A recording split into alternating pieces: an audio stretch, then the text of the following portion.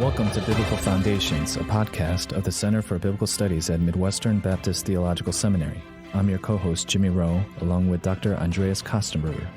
Join us as we discuss issues in biblical scholarship for the church. Thank you for joining us today at Biblical Foundations. Here with me is Dr. Andreas Kostenberger. Today, our guest is Dr. Darrell Bock. Dr. Bock is Senior Researcher of New Testament Studies and Executive Director of Cultural Engagement at Dallas Theological Seminary. He's the author or editor of over 40 books, including the recent volume, Jesus, Skepticism, and the Problem in History. Dr. Bock, thank you for joining us today. Oh, it's my absolute pleasure to be with you. Yes, thank you very much, Darrell, for coming on our podcast. Great to have such a seasoned podcast pro on the program. You're kind enough to have me on one or two of your podcasts. Nice to be able to return the favor. Now, what? Well, it's a quid pro quo. I don't know how good that is, but anyway. Well, not really. But one of the things that Darrell, you've been recognized for a long time is your contribution to the field of historical Jesus research, among many other things. But I think your most recent offering in this regard is the book you co-edited with your colleague, with Ed Komashevsky, Jesus, Skepticism, and the Problem of History, with the subtitle Criteria and Context in the Study of Christian Origins, published by Zondervan last year. Love for you to tell our listeners what the underlying burden for this volume was, since you've done other similar projects before, and what you feel like the book has contributed to the discussion. Well, we were responding to a book that was written several years ago called The Demise of the Criterion of Authenticity, which, although we thought the book made several good and important points about the imperfections that are involved in the way historical Jesus studies gets done, particularly with the criteria, we were left with the question, all right, you throw out the criteria, what do you have left? On what basis can you have a conversation with someone who's coming from a different place than you are on the historical Jesus front? And we were concerned that what we were left with wasn't enough to have that conversation. So we thought we'll gather together an array of scholars. We'll let them assess the status of things. In some cases, we'll let them produce some examples, and we'll see if we can walk in and trying to articulate what the status of historical Jesus studies is on the one hand, and what to do with the criteria on another. It kind of reminds me of that song in The Sound of Music. What do you do with a problem like Maria? and so what do you do with a problem like the criteria, which everyone recognizes is not perfect? But on the other hand, if you take it away, the question is, well, what are you actually left with? And the answer to that question wasn't clear, so we wanted to explore it. Yeah, and again, looking through the table of contents, of course, N.T. Wright wrote the foreword, and you definitely have a stellar cast of scholars like Janine Brown, and of course your colleague Dan Wallace, Craig Blomberg, and Craig Evans, Mike Licona, Mike Bird, and so forth. Craig Keener, even the Larry Hurtado, Scott McKnight, Nick Perrin. So that's obviously can't really think of anybody that you left out there in terms of all the leading scholars. Yeah, it makes writing reviews tricky because we kind of picked up on everybody. So, right. But no, the goal was to write the base book, and then Hurtado, McKnight, and Perrin were put in the position of assessing the volume as a whole. And then we didn't write a rebuttal. We actually wanted to inject a conversation on the topic through the book, and hopefully create some feedback. We even, before we even got to the publication of the book, there was even some exchanges on Facebook with some of the people who were responsible for the Demise book. And so in some cases, we accomplished our goal before we even released our goal. Right. Definitely. I mean, there's so many facets to that conversation. I, personally looking through the book, I particularly enjoyed the chapter that Craig Blomberg and Darlene Seal contributed entitled "The Historical Jesus in Recent Evangelical Scholarship." And of course, Craig Blomberg is known for his incredible, grasp of current literature and recent literature. And so for someone like myself, and it's increasingly difficult to even stay on top of all that's written on this subject. So I thought that chapter alone is just so helpful as an orientation for anybody who likes to, stay up to date, get up to date. Of course, Blomberg and Seal prominently cite your work. I want our readers to be aware of as well that you co-edited with Robert Webb, called Key Events in the Life of the Historical Jesus, published in 2009. I remember actually being at the SBL session where you and Bob, I think, were part of a panel that you moderated when the book was originally published. And it's interesting that I think Blomberg and Seal feel like that book has maybe not quite been given its due. They feel like it's maybe the most important book, and they feel like, they want to just bring it back to the forefront of the discussion. I think that's to some degree true. We, I remember that SBL forum too, because Tom Wright was in the audience, and we were going back and forth the whole time with a variety of people that, they had a panel of people from a variety of backgrounds as well. And Tom came up and joked with me afterwards that if you had asked him before the day if he thought he would be hearing a panel and the person he most agreed with is a person from Dallas Theological Seminary, he would have gone, there's no way. And yet that's what happened. So, so we've tried to walk into this space and try and say, the charge that we were dealt with in that book, while it's an evangelical book, of course, they're going to speak possibly about authenticity issues and that kind of thing, to which my response at the session was, you go through that book and you show me any rationale that shows that we are applying evangelical presuppositions as opposed to using the kinds of arguments that anyone would use in a historical Jesus discussion. Mm-hmm. And because that was actually part of the goal. Part of the goal was to show you could take historical Jesus standards that are universally applied in the conversation, apply it to 12 key events in the life of Jesus that make up a pretty good template of what he was about, argue for the authenticity of each of those pieces. And when you're all done, you've got a pretty good outline about what Jesus was about, depended on historical Jesus critical lines. And none of the reviews that did come out actually engaged us at that level. So that was actually a little bit disappointing to see, because the rationale that we used in the book, making the points that we were making, had little or nothing to do with, specific kinds of unique evangelical arguments. The closest you can get to that, of course, is the worldview view or supposition that says God is at work in the creation and miracles are something that can happen. But beyond that, everything else was using the standard way you'd assess a historical document and historical credibility. And that's what we've been about. And then the more recent volume, which of course also deals with the theme of skepticism, is making the same kind of case. Which events, by the way, maybe for our listeners, who may want to pick up the book, the key events in the life of historical Jesus, did you cover? Maybe. Well, let's see if I can do the 12 events or themes off the top of my head. It's a good question. The first one has to do with the ministry of John the Baptist and introducing Jesus. Second one has to do with Jesus' association with sinners. The third has to do with the area of exorcisms. The fourth had to do with the Sabbath. The fifth had to do with Jesus' association with tax collectors and sinners.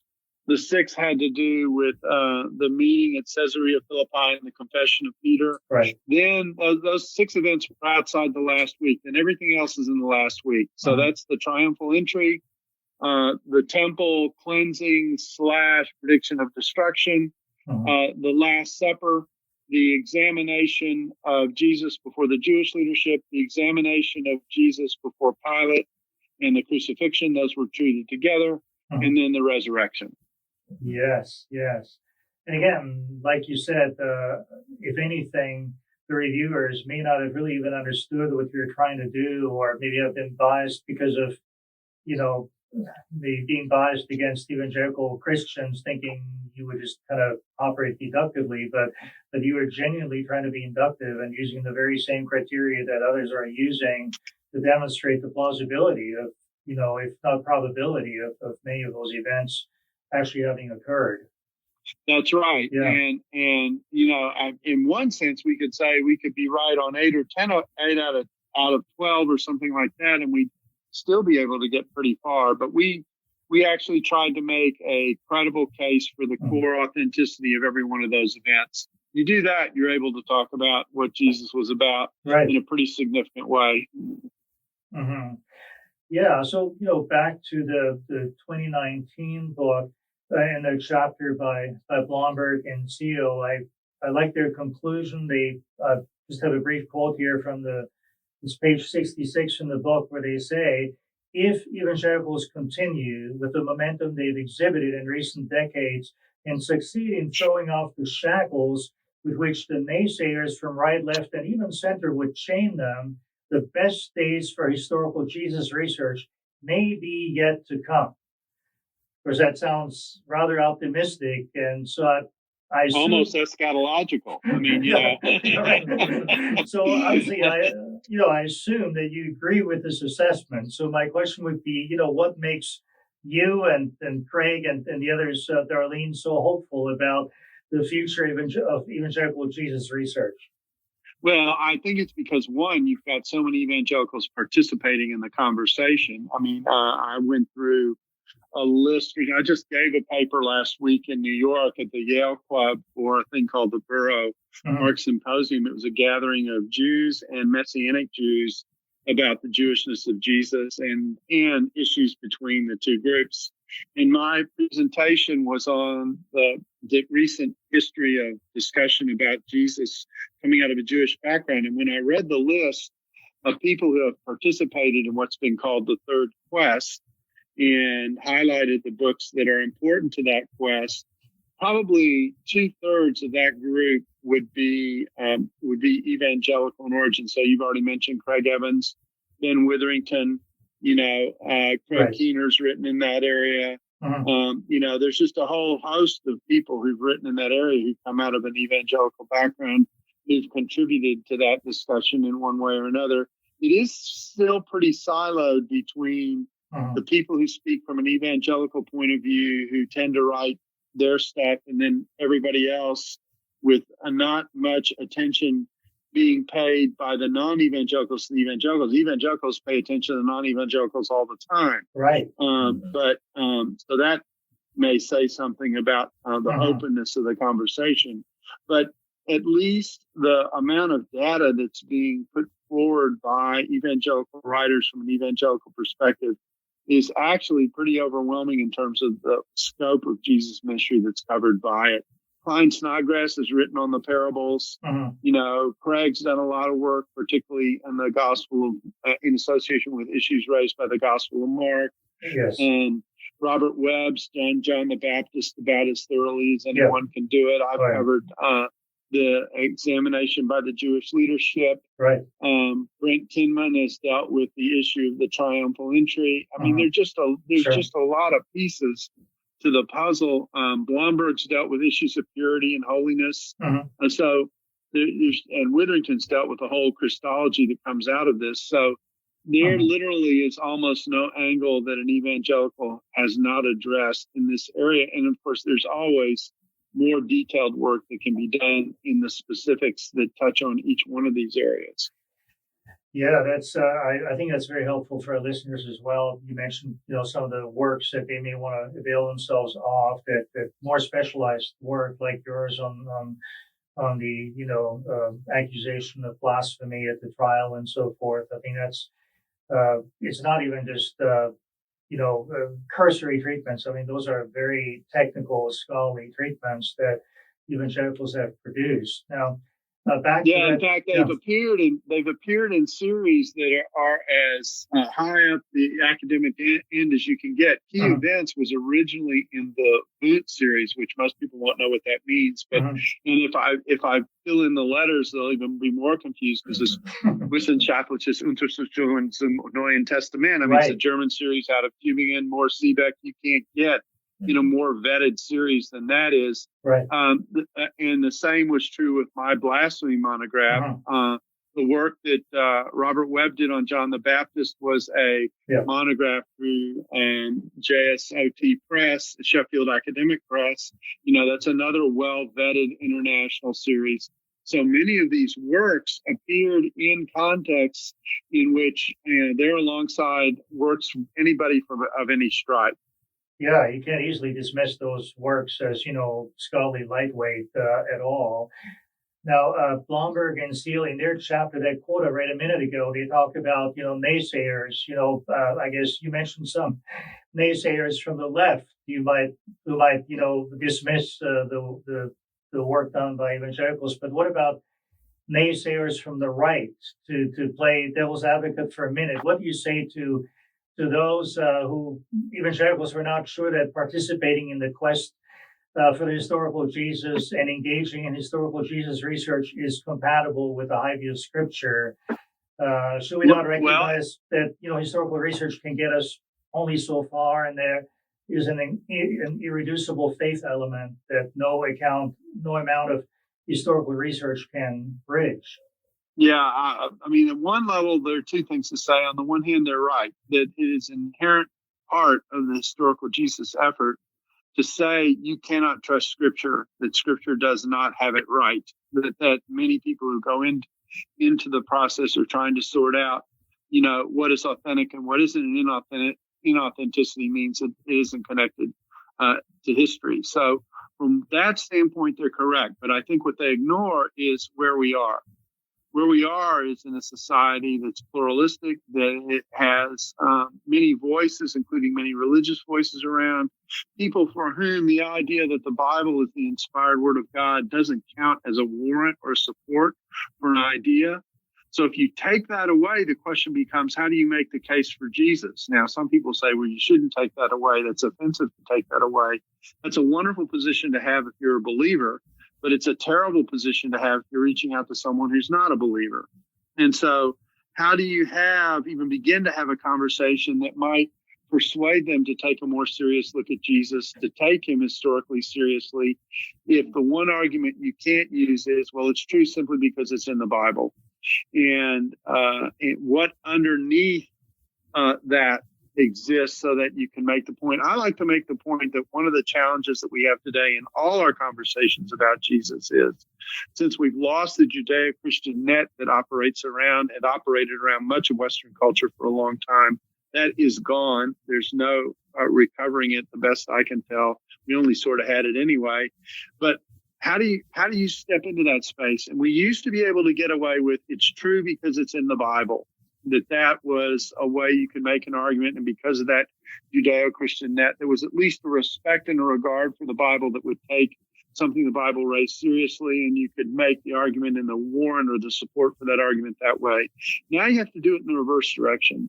Now you have to say it's in the Bible because it's true, which I actually think gets at the core of the way inspiration actually is supposed to work. Because the idea is the reason God inspires this and reveals this to us is because it's revealing something authentic about life, or it's revealing something authentic about history. And so, and you ought to be able, on the basis of historical grounds, at least to make some kind of plausible case on that basis. So I can say to someone, look, I'm not arguing this simply because it's in the Bible. I'm arguing this because there are good, plausible reasons for thinking that this happened, on the basis of warrants and supports that you would take seriously if I were talking about Aristotle, Plato, or someone else. Yeah, I guess it's fascinating to hear you talk, because I know you've been increasingly interested in cultural engagement, and I want to talk to you about that in just a moment. So in some ways, even historical Jesus research is in partly kind of an avenue of cultural engagement. But before we get there, just I have one more question, and you might expect me to ask you a question about the Gospel of John. As you know, one of the that other gospel. Go ahead. one of the indisputable weaknesses of the quest for the historical Jesus is the almost total neglect of John's gospel, and I know you talk about that in your book as well. One of the contributors at least does, and of course Paul Anderson and others have called for a fourth quest, in which John is given more, pronounced positive attention alongside the synoptic gospels. What do you think of his proposal? How do you think it would change the landscape of historical Jesus research? Any other thoughts you have on? Well, of course, as you know, the reason John has been an issue in the historical Jesus discussion is because the feel of John is so much different than the other three synoptics. I like to tell people that, very basic way, the synoptic gospels tell the story of Jesus from the earth up. John tells it from heaven down. And so in the first three gospels, you really watch it emerge, working with categories that you're used to, as to who Jesus is. And I actually argue alongside that, and that's how everyone comes to Jesus. No one comes to Jesus where they get the swat of life at the beginning and they go, wah, wah, wah, Jesus, the second person of the ontological Trinity, wah, wah, wah. No one comes to Jesus that way. At some point, someone explains the absolute uniqueness of who Jesus is. And of course, the consummate example of that is the Gospel of John, because it begins, in the beginning was the Word, and the Word was with, and the Word was God. This is CNN. I mean, right from the very first verse, where John is going. He's not hiding his cards at all. And it's written very much from that perspective. I think there's a little more reflected in the gospel. There are even places where the gospel says some of this we didn't realize until after Jesus was glorified. So there's distinguishing between what the event was and how it was understood and perceived, those kinds of things. So those issues get into complicate the traditional way historical Jesus studies has worked. Having said that, it's important that that gospel be included, because in it are certain things that you don't get elsewhere. We could debate the number, but people say anywhere from 80 to 88% of the Gospel of John you don't have anywhere else. Right. So it's got a lot of unique material. One of the problems that you have in the historical Jesus study is you want to try and make an argument for corroborated material, and because so much of John is unique, it's hard to corroborate that its content. So that becomes an obstacle. But what Paul and the people who work with the fourth gospel have done is to try and set up some standards and ways to think about how to use that material positively in the discussion, and to include that gospel as part of at least the potential evidence is important. So I don't think you can totally exclude it. Whether you call it a fourth quest or whether it's another element of the third quest, because the core of the third quest is understanding the Jewish background of Jesus and the Jewish milieu of Jesus, which John is very much a part of. That could be discussed, but I think the value of thinking through how to take John seriously is an important part of the discussion, and it's also the important part of that book, which is why we gave him more space than any other author to write about the idea he was putting forward. Right. He's suggesting, for example, to tweak some of the criteria so John is not excluded a priori and so forth. And of course, he mentions there that there's a whole section at SPL called John, Jesus, and History, and several volumes they've produced and are going to produce some more. Which I think I've contributed to one of those myself, where they try to include John in the discussion more than has been done in the past. So I think that'd be helpful for our listeners to understand that may be part of the future of historical Jesus research, even though I'm sure there's some people who are going to predictably always be resistant toward that for the reason you mentioned at the beginning, that John just treats so differently from the very outset. But one of the beauties of what we were doing with key events is by the time you're done with just the synoptic contribution to the portrait of Jesus, you are very, very close in field to what it is that John ultimately has to say about who he is. And so the distance, the chasm, if you will, that some people have placed between the synoptics and John is not as great as people will sometimes argue perceive it to be. Now, it is true that the style in which Jesus is presented, the indirectness, if you will, or the cultural backdrop way of explaining, which is how the synoptics go, versus the more direct way that John handles it, is a difference. But the landing place between where the synoptics eventually take you and where John takes you, you're in the same airport. That's very helpful. And obviously, there's some common characters like Mary and Martha, and that might be another point of connecting the Gospels. It's sometimes people might exaggerate the differences, and there are obvious differences, but there's some common ground as well. Now, moving to the other topic that I alluded to briefly, as we get close to wrapping up our conversation with you, Darrell. In recent years, I think you've increasingly turned to apologetics more overtly and cultural engagement. As you know, you and I partnered in a couple of ways with Truth Matters, Truth in the Culture of Doubt, not to mention the apologetics commentary on the New Testament, to which you and I both contributed. Why this turn to cultural engagement, if it was a turn, and how has this shift manifested itself in the way you spend your days and in your work at Dallas Seminary and beyond? Well, because, when you look at the New Testament, you ask what your association with Jesus is supposed to generate. It's supposed to generate two fronts. There's the building up of the saints on the one hand, and there's the Great Commission on the other. And so I don't think you can do good, balanced New Testament work without being engaged in one way or another in extensions of what the Great Commission represents. And that's to go and make disciples, which means spending a lot of time interacting with people who aren't inside the church, but whom you're trying to reach with the message of the gospel, and then thinking through, how do you reach someone whose thinking is very different than your own? How do you have those conversations? What do you engage on? What drives them to be who they are currently? And is there a way to speak into that? All those issues come to the fore. And the challenge has become, again, talking back to the loss of the Judeo-Christian net, the challenge has become that because we are a much more global culture, actually we're a much more global set of cultures, plural, multiple layers, multiple religions, multiple perspectives, all of that, what some people call postmodern or post-Christian, you can take your choice. What it takes to connect the variety that you're dealing with is much more expansive than when you didn't have that level of communication, and you could operate in the context of some cultural differences, but there are usually only one, two, maybe three or four options. Well, we've got multiple options now. I like to say the world is both bigger and smaller simultaneously. There are more people on the one hand, but we are in tighter connection with one another and much more aware of one another than we used to be. And that produces all kinds of dynamics that someone in the church needs to be sensitive about. And so we give ourselves to trying to sort through all that as much as we can. Well, just one final question before we wrap up. On that note, maybe you can share a little bit more about your current work with cultural engagement and maybe a word on your current and future projects.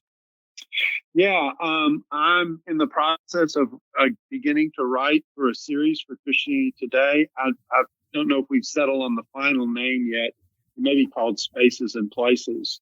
But I've got a series of essays that deal with 900-word essays is all. It's amazing what you can do in 900 words when you try. And anyway, and a series that will appear online. The first couple are in, and I already have a list of certain topics that I want to go, but that's supposed to have a life of its own. And then I put everything together in an initial effort to create a theology of cultural engagement in a work that's going to be out in the spring called Cultural Intelligence. And we're still, I think, sorting out aspects of the subtitle, but it's designed to give a theology of cultural engagement, to look at specific passages and wrestle with what that represents, that kind of thing. And and to go through how the Bible handles cultural engagement. One of the themes is that as we become less a part of the center of the culture, we're actually going back to the time where the early church was, where it had no social and political power. How were they able to do it successfully and negotiate that? So I have a section that's called Back to the Future.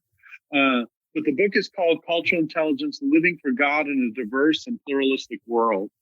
And we're walking into the challenge of what it means to live in a space and in a context in which there are so many voices coming in so many different directions and from so many different cultures all at once.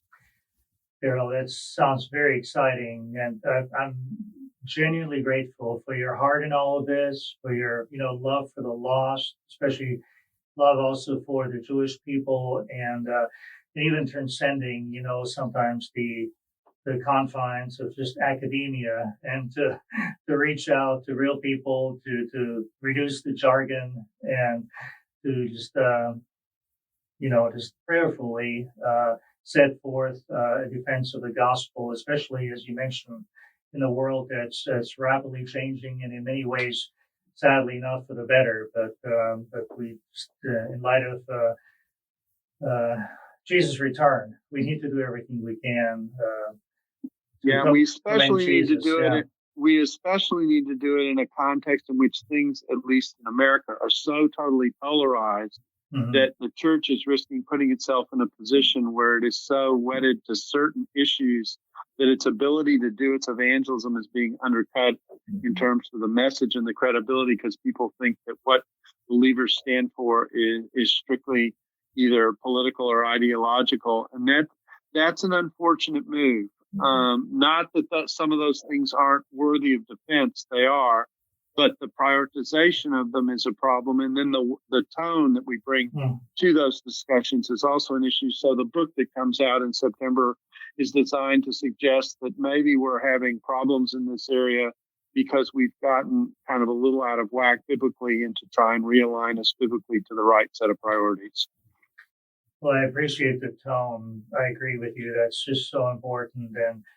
And sometimes the tone has been unhelpful, antagonistic, even shrill at places. So I'm convinced that you're going to make a vital contribution, even to the, to get believers who care for the lost to reconsider, whether or not the tone they're using, including social media, is really going to commend Christianity to Jesus. That's what you would hope, but I'm not sure sometimes the way we say what we say, you can be right, and if you do it in the wrong tone, you're wrong. And so that's the problem that I think, one of the problems that we're facing. And I'm trying to get people to think through, one, what the nature of the real spiritual battle is, and the fact that it is a spiritual battle, and then what that means for the credibility of our faith to actually reflect our faith through and through, not just by what we say and what we believe, but how we say it. Well, Dr. Bock, we're very grateful for your work, so we actually look forward to that future publication, and want to encourage our listeners to tune into your podcast. And thank you again for joining us today. My absolute pleasure. Thank you for joining us today at Biblical Foundations. For more information, please visit the Center for Biblical Studies at Midwestern at cbs.mbts.edu. For further resources, please also visit biblicalfoundations.org. Please join us again next time at the Biblical Foundations podcast.